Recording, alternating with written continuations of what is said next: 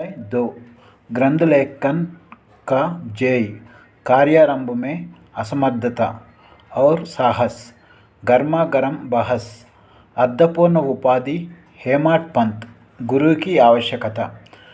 गत अध्याय में ग्रंथकार ने अपने मौलिक ग्रंथ श्री साई सच्चरित्र मराठी भाषा में उन कारणों पर प्रकाश डाला था जिनके द्वारा उन्हें ग्रंथ रचना के कार्य को आरंभ करने की प्रेरणा मिली।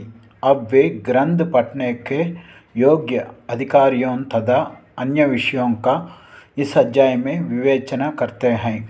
ग्रंथ लेखना का हेतु किस प्रकार विषयचिका हैजा के रोग के प्रकोप को आटा पिसवाकर तथा उसके ग्राम के बाहर फेंकवा कर रोका तथा उसका उन्मूलन किया। बाबा की इस लीला का प्रथम अध्याय में वर्णन किया जा चुका है। मैंने और भी लीलाएं सुनी जिससे मेरे हृदय को अति आनंद हुआ और यह आनंद का स्तोत्र काव्य रूप में प्रकट हुआ। मैंने यह भी सोचा कि इन महान आश्चर्यजनक लीलाओं का वर्णन बाबा के भक्तों के लिए मनोरंजक एवं शिक्षाप्रद सिद्ध होगा तथा उनके पाप समूल नष्ट हो जाएगा। इसीलिए मैंने बाबा की पवित्र जीवन गाथा और उनके मधुर उपदेशों के लेखन प्रारंभ कर दिया।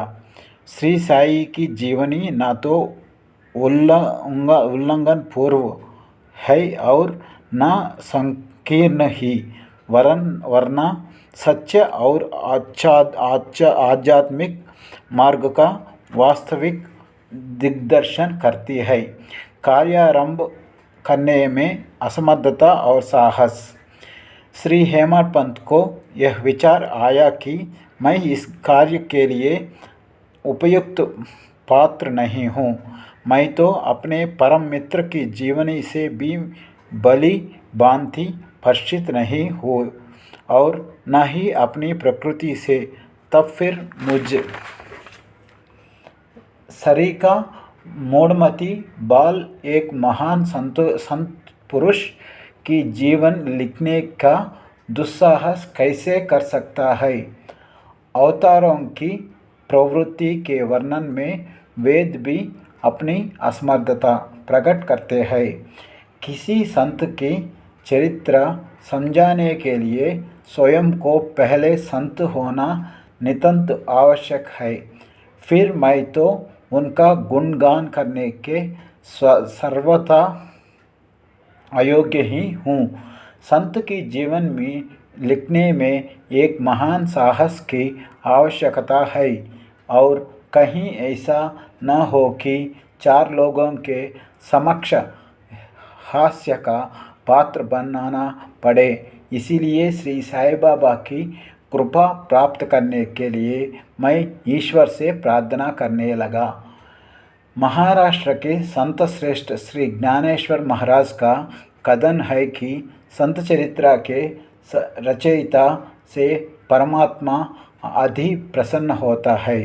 तुलसीदास जी ने भी कहा है कि साधु चरित्र शुभ सरिस कृपास नीरस विशद गुणमय फल जासु जो सही दुख पर छिद्र दुरव वंदनीय जो ही जग जस पावो।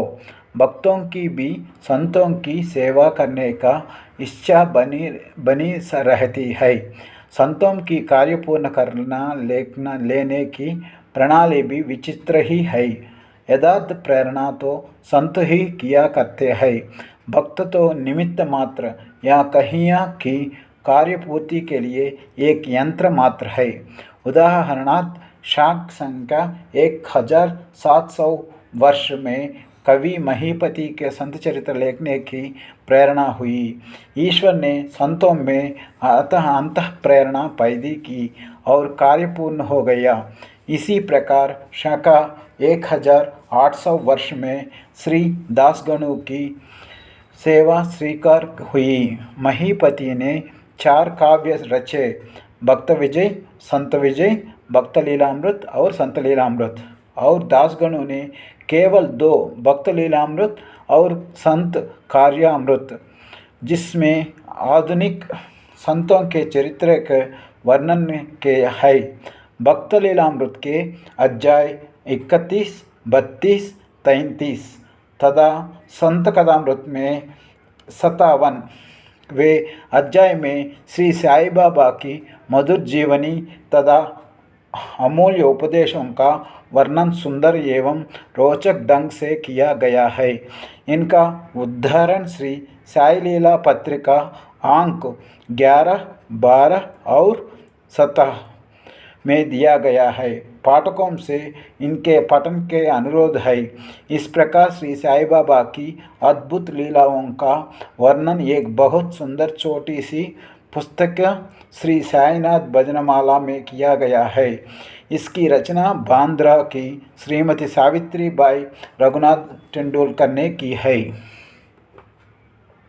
श्री दासगण महाराज ने भी श्री साई बाबा पर कई मधुर कविताओं की रचना की है। एक और भक्त अमीदास भवानी मेहता ने भी बाबा की कुछ कथाओं को गुजरात में प्रकाशित किया है। साई प्रभा नामक पत्रिका में भी कुछ लीलाएं शिरडी के दक्षिण भिक्षा संस्थान द्वारा प्रकाशित की गई है।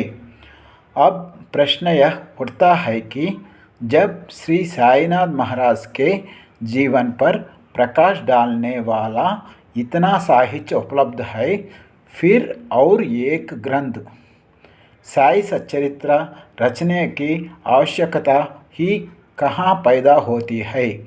इसका उत्तर केवल यह है कि श्री साई बाबा की जीवनी सागर के सदृश अगाध, विस्तृत और अध्याय है।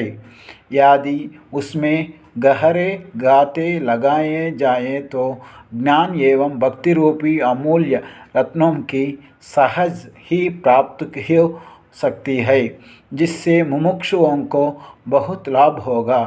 श्री साई बाबा की जीवनी, उनके दृष्टांत एवं उपदेश महान आश्चर्य से परिपूर्ण है। दुख और दुर्भाग्यग्रस्त मानवों की इनसे शांति और सुख प्राप्त होगा तथा लोक व परलोक में श्रेयस की प्राप्ति होगी। यदि श्री साई बाबा के उपदेशों का जो कि वैदिक शिक्षा के समान ही मनोरंजक और शिक्षाप्रद है, ज्ञानपूर्वक श्रवण एवं मनन किया जाए तो भक्तों को अपने मनोवांछित फल की प्राप्ति हो जाएगी, अर्थात ब्रह्म से अभिन्नता, अष्टांग योग की सिद्ध और समाधि आनंद आदि की प्राप्ति सरलता से हो जाएगी। यह सोचकर ही मैंने चरित्र की कथाओं का संकलित करना प्रारंभ कर दिया।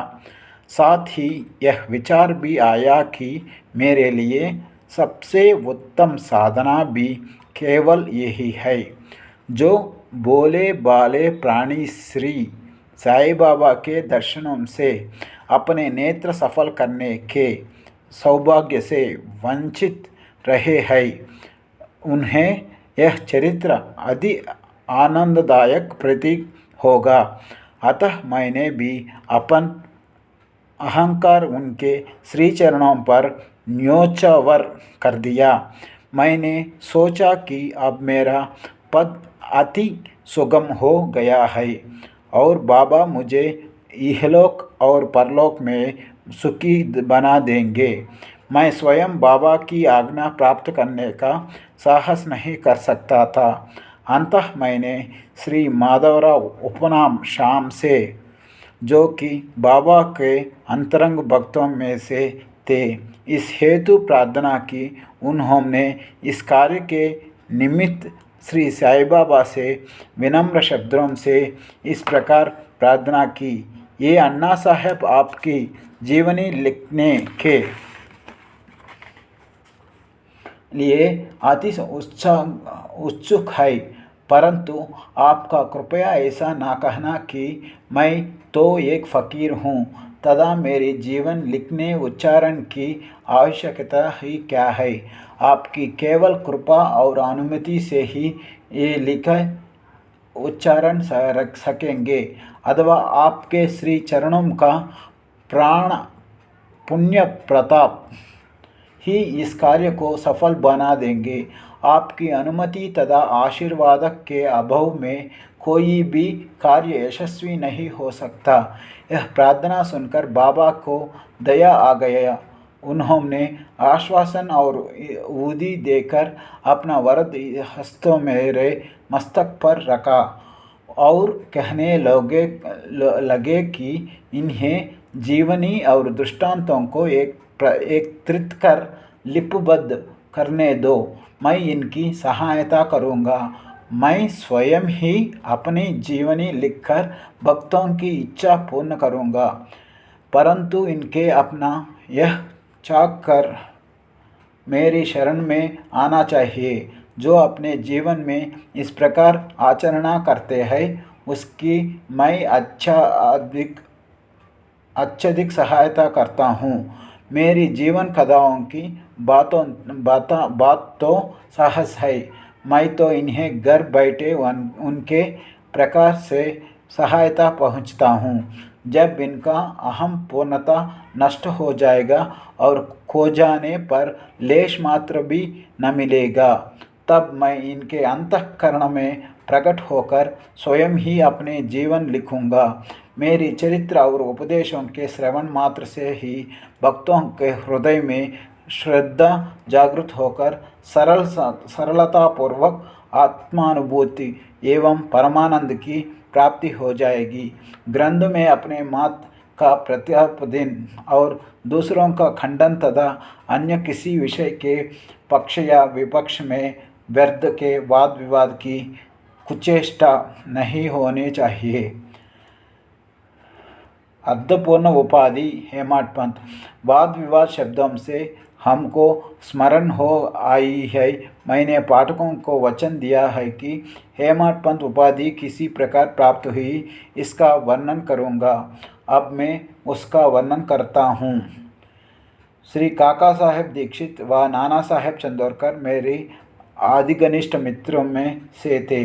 उन्होंने मुझसे शिरडी जाकर श्री साईं बाबा के दर्शन का लाभ उठाने का अनुरोध किया। मैंने उन्हें वचन दिया, परंतु कुछ बात आ जाने के कारण मेरी शिरडी यात्रा स्थगित हो गई। मेरे एक घनिष्ठ मित्र का पुत्र लोने वाले में रोगग्रस्त हो गया था। उन्होंने सभी संभव आदि भौतिक और आध्यात्मिक उपचार किया, परंतु सभी प्रयत्न निष्फल हुए और ज्वर किसी प्रकार भी कम न हुआ। यह घटना देखकर मुझे विचार आया कि जब गुरु एक बालक के प्राणों की भी रक्षा करने में असमर्थ है, तब उनकी उपयोगिता ही क्या है, और जब उनमें कोई समर्थता ही नहीं, तब फिर शिरडी जाने का क्या प्रयोजन। ऐसा सोचकर मैंने यात्रा स्थगित कर दी। परंतु जो होने है वह तो होकर ही रहेगा, और वह इस प्रकार हुआ। प्रतंगी करी नाना साहेब चंदोरकर बसाई के दौर पर जा रहे थे। वे टाणा से दादर पहुँचे तथा बसाई जाने वाली गाड़ी की प्रतीक्षा कर रहे थे। उसकी समय बांद्रा लोकल आ पहुँची, जिसमें बैठकर वो बांद्रा पहुँचे तथा शिरडी यात्रा स्थगित करने के लिए मुझे आड़े हुए लिए हाथों लिया। नाना साहेब का तर्क मुझे उचित तथा सुखदायी प्रतीत हुआ, और इसके फलस्वरूप मैंने उस रात्रि शिरडी जाने का निश्चय किया और सामान बांधकर शिरडी को प्रस्थान कर दिया। मैंने सीधे दादर जाकर वहां से मनमाड़ू की गाड़ी पकड़ने का कार्यक्रम बनाया। इस निश्चय के अनुसार मैंने दादर जाने वाली गाड़ी की डिब्बे में प्रवेश किया। गाड़ी छूटने की वाली थी, इतने में एक यौवन मेरे डिब्बे में आया और मेरा सामान देखकर मुझसे मेरा गंतव्य स्थान पूछने लगा। मैंने अपना कार्यक्रम उस बतलाया दिया। उसने मुझसे कहा कि मनमाड़ की गाड़ी दादर पर खड़ी नहीं होती, इसलिए सीधे बोरी बंदर सो होकर जाओ। यदि यह एक साधारण सी घटना घटित न हुई होती तो मैं अपने कार्यक्रम में अनुसार दूसरे दिन शिरडी न पहुंच सकने कारण अनेक प्रकार की शंका कुशंकाओं से गिर जाता, परंतु ऐसा घटना था भाग्य से ना साथ दिया और दूसरे दिन 9-10 बजे के पूर्व ही मैं शिरडी पहुंच गया। यह सन 1910 वर्ष की बात है, जब प्रवासी भक्तों के ठहराने के लिए साटेवाड़ा ही एकमात्र स्थान है। तांगे से उतरने पर मैं साईं बाबा के दर्शन के लिए बांडा ला लिया था। उसी समय भक्त प्रवर श्री तात्या साहेब नोलकर मस्जिद से लौट ही थे। उन्होंने बतलाया कि इस समय श्री साईं बाबा का मस्जिद के मांडे पर रहे हैं, अभी केवल उनका प्रारंभिक दर्शन ही कर लो और फिर स्नान नदी से निवृत्ति होने के पश्चात सुविधा से बैठ करने जाने। यह सुनते ही मैं दौड़कर गया और बाबा की चरण वंदन की। मेरी प्रसन्नता का परिवर्तन न रहा। मुझे क्या नहीं मिला गया था। मेरा शरीर उल्लासित से हो गया। क्षुद्र और तुषा की सुधी जाती रही। जिसी क्षण से अनेक भावनाशक चरणों का स्पर्श प्राप्त हुआ, मेरे जीवन में एक नूतन आनंद प्रवाह बहने लगा।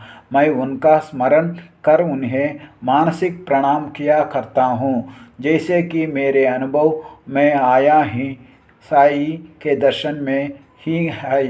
यह विशेषता की विचार परिवर्तन सांसारिक भोगों से वैराग्य बढ़ता जाता है।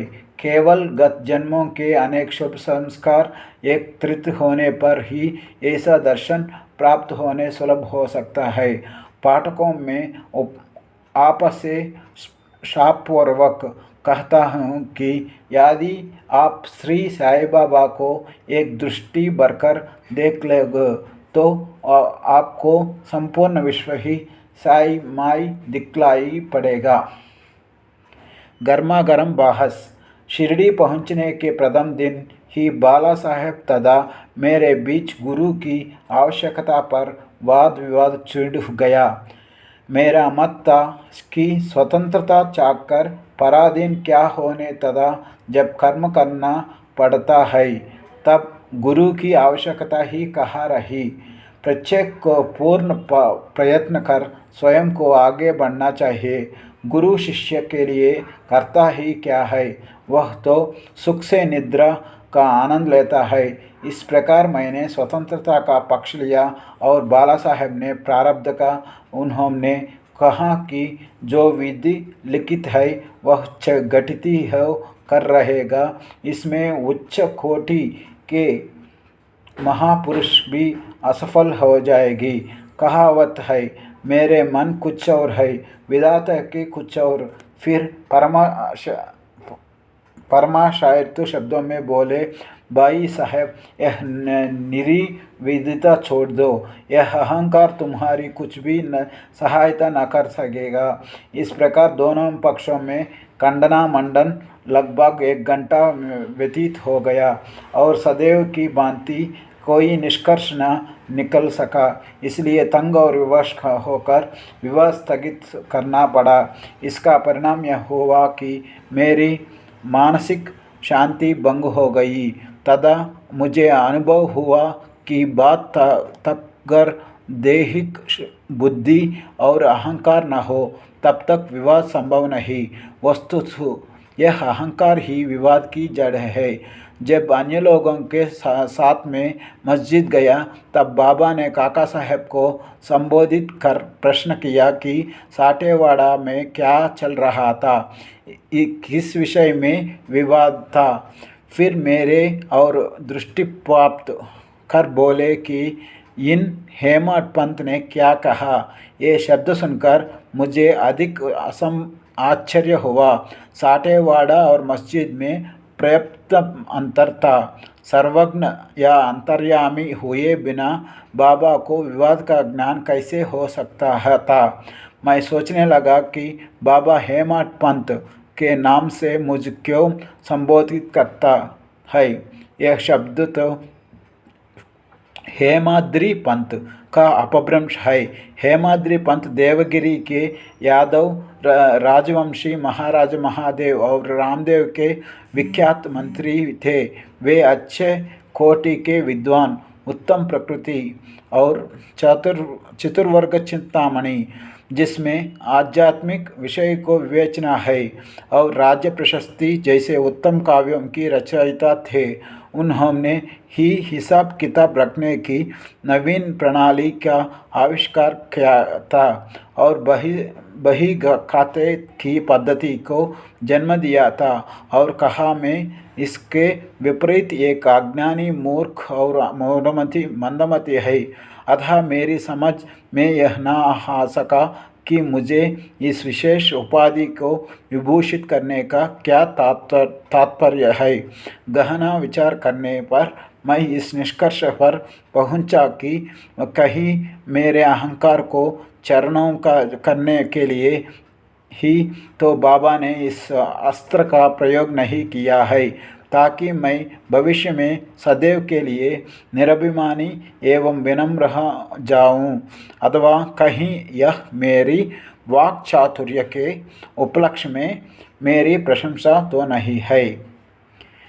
भविष्य पर दृष्टांत करने से प्रतीत होता है कि बाबा के द्वारा हेमट पंत की उपाधि से विभूषित करना कितना अर्थपूर्ण और भविष्य गोचर था। सर्वविदित है कि कालांतर में दबोलकर साई बाबा संस्थान का प्रबंध कितने सुचुर एवं विद्वत्पूर्ण ढंग से किया था। हिसाब किताब आदि कितने उत्तम प्रकार से रखे तथा साथ ही है 7 महाकाव्य साई सच्चरित्र की रचना भी की। इस ग्रंथ में महत्वपूर्ण और आध्यात्मिक विषयों जैसे ज्ञान, भक्ति, वैराग्य, शरणागति व आत्मनिवेदन आदि का समावेश है। गुरु की आवश्यकता, इस विषय में बाबा ने क्या उदागर प्रकट लिए, इस पर हेमट पंत द्वारा लिखित कोई लेख या स्मृति पद प्राप्त नहीं है, परंतु काका साहेब दीक्षित ने इस विषय पर उनके लेख प्रकाशित किए हैं। बाबा से भेंट करने के दूसरे दिन हेमट पंत और काका साहेब ने मस्जिद में जाकर घर लौटने की अनुमति मांगी। बाबा ने स्वीकृति दे दी। किसी ने प्रश्न किया, बाबा कहाँ जाए? उत्तर मिला, ऊपर जाओ। प्रश्न, मार्ग कैसा है? बाबा, अनेक पंथ है, यहाँ से एक मार्ग है, परंतु यह मार्ग दुर्गम है तथा सिंह और बेंडिया भी मिलते हैं। काका साहब, यदि पथ प्रदर्शक भी साथ होता? बाबा, तब कोई कष्ट न होगा। पथ प्रदर्शक तुम्हारे सिंह, बेंडिया और खंडों का से रक्षा कर तुम्हें सीधे निर्दिष्ट स्थान पर पहुँच देगा, परंतु उसके अभाव में जंगल में मार्ग भूलने या गाइड में गिर जाने की संभावना है। दबोलकर भी उपयुक्त प्रसंग की अवसर पर वहाँ उपस्थित थे। उन्होंने सोचा कि जो कुछ बाबा का रहे है वह गुरु की आवश्यकता है क्यों है। इस प्रश्न का उत्तर साई लीला भाग 1 संख्या 5 व वर्ष 47 के अनुसार उन्होंने सदा के लिए मन में यह गांठ बांध ली कि अब कभी इस विषय पर वाद विवाद नहीं करेंगे कि स्वतंत्र या परतंत्र व्यक्ति आध्यात्मिक विषयों के लिए कैसा सिद्ध होगा। प्रयत्न इसके विपरीत यथार्थ में परमार्थ लाभ का केवल गुरु के उपदेश पालना में ही निहित है। इन उपदेशों का वर्णन मूल काव्य ग्रंथ के इसी अध्याय में किया गया है, जिसमें लेखा ही कि राम और कृष्ण महान अवतारी होता है। भाई आत्मानुभूति के लिए राम को अपने गुरु वशिष्ठ और कृष्ण को अपने गुरु सांदीपनि के शरण में जान पड़ा था। इस मार्ग में उन्नति प्राप्त करने के लिए केवल श्रद्धा और धैर्य ये ही दो गुणों सहायता है। श्री सद्गुण साईनाथ अर्पणमस्तु। शुभम भवतु। श्रीनिवासो विजयते।